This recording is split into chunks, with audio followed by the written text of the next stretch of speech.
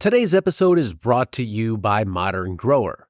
Modern Grower is your source for time and labor-saving farm tools, such as the Paper Pot Transplanter, Quick Click Seeder, and the Jang Direct Seeder. Turn laborsome tasks into free time with tools by Modern Grower. You're doing this in real time. You're seeing the market go all over the board from gold rush to bust, and you're trying to carve out a niche here. When you first thought about building your brand, how did you start to conceive, okay, this is what we want our brand to be? Yeah. I think the first thing is just trying to make it authentic. I think one of the things I do that might seem silly is consume our products almost constantly. I try to have at least one of our products every day because my philosophy is if I don't enjoy them, if I'm not feeling authentic benefits, then why would I expect our customers to? And I think that's a really important thing for people. Just because you can sell something doesn't mean you should. And I think that is a way you can lose authenticity. If you don't personally believe in it and it's not your passion, is ultimately the passion you give to it and that energy you're throwing, people are going to pick up on that.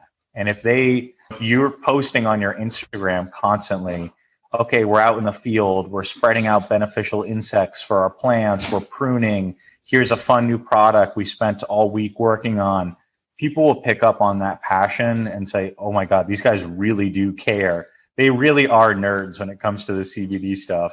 I want to try what they're having. And I think that level of authenticity is definitely something that we rooted ourselves in.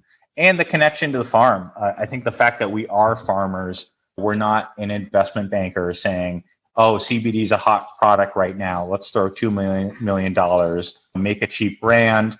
We'll take some isolate, we'll throw it in vegetable glycerin, put a label on it, off to the shelves. We are actually growing this stuff and seeing it to the point where literally the seeds are hand planted by us. So we have an emotional attachment to the plants, and then that carries over to the products. And I think that's something that makes our brand stand out. So you have this enthusiasm, and I can see it as you talk about it. When you think about creating your brand, what was your target market for this? Because CBD and 7-Eleven and gummy bears, and you see it at bougie, we'll have dispensaries out here that are like really like Louis Vuitton store, look that nice type dispensaries. And there's that whole spectrum in between. Your brand has to align to who you sell to and appeal to that audience, the visuals, the text, the fonts, all of that. Who are you targeting when you went to sell this product? That's such a good question, Diego. And I'm going to be honest with you. At first, we had no idea what we were doing. And we were like, okay, we see CBD in gas stations. Let's get our stuff into gas stations. And then you realize, okay, we're on this treadmill to create products as cheaply as possible, to sell them for as little as possible to distributors.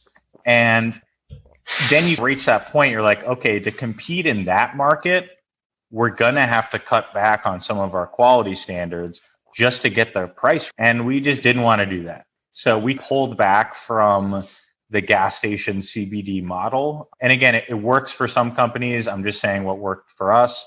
That didn't fit. And what we moved towards more was doing advertising on podcasts, endorsing our local NPR affiliate, and getting into that. Typically, our market is between 35 and 65. It skews a little bit female, but it's pretty 50-50. Someone who wants to really get a product that's going to be something that's a little higher quality and they know where it comes from. So I would say the craft beer market is a really good analogy, where we're not necessarily, we want to be as affordable as we can. We don't want to obviously overprice our products, but we also, for us, we're competing on quality more than just on price. So more of a craft beer in that sense. Hello, growers. If you enjoy podcasts like this one, tune into my podcast In Search of Soil on YouTube for a deep dive into the mysteries beneath our feet. Join me as I explore topics such as mycorrhizal fungi, mushrooms, compost, biochar, and more. It's a soil nerd's dream. We're going deep. We're talking to scientists about all things soil related. Whether you're a seasoned farmer or a gardener just starting out, our podcast has something for everyone. Listen in and grow with us. Check out In Search of Soil on YouTube.